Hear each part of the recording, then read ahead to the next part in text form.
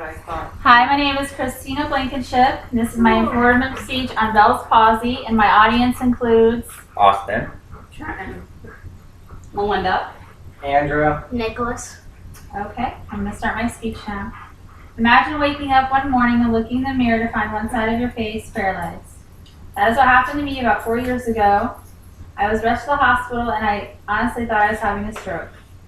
After meeting with the doctor and being at the hospital for a few hours, I was diagnosed with Bell's palsy and informed that I need to go and see my primary physician for further evaluation, in which I did that, and after some blood tests, he confirmed that I had Lyme disease and that Bell's palsy was just a symptom of second-stage Lyme disease.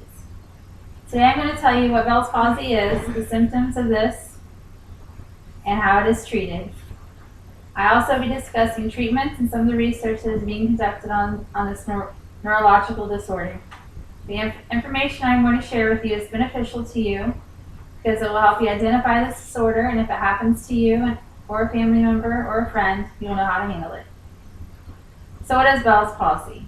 The NINDS describes it as a form of temporary facial paralysis resulting from damage or trauma to one of the facial nerves.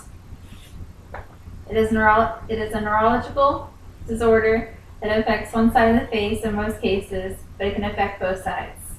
In which my case, it affected the right side of my face. The function of the nerve is disrupted, causing interruption in the messages the brain sends to the facial muscles. Some of the symptoms include twitching, weakness, drooping of the eyelid and the corner of the mouth, and impairment of taste. Also, discomfort around the jaw and behind the ear, ringing in the ears, or hypersensitivity to sound and dizziness.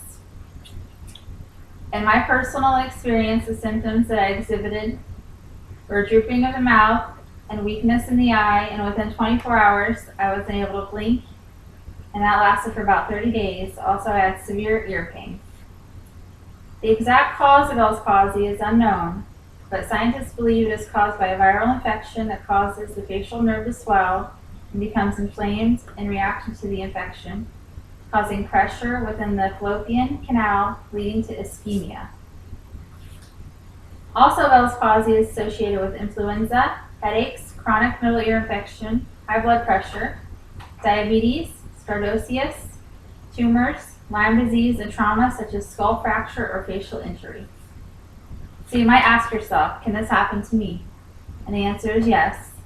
The NINDS says it affects 40,000 Americans a year, women and men alike, between the ages of 15 and 60. In order for a physician to diagnose Bell's palsy, the physician will evaluate the patient by examining the face for upper and lower facial weakness. A test called the EMG can confirm the presence of nerve damage and determine the severity and extent of nerve involvement. But there is no lab test that can confirm this disorder at this time. The good news is that the disorder is that it can be treated, and in most cases, paralysis of the face is temporary. The disorder affects each person differently and can last as little as 2 weeks or as long as 6 months. The treatments are based upon severity, so typically the doctor will prescribe a medication, which is steroids, but other treatments include massage therapy, electrical stimulation, or vitamin treatments. The treatments that I underwent were the medication, the massage therapy, and electrical stimulation.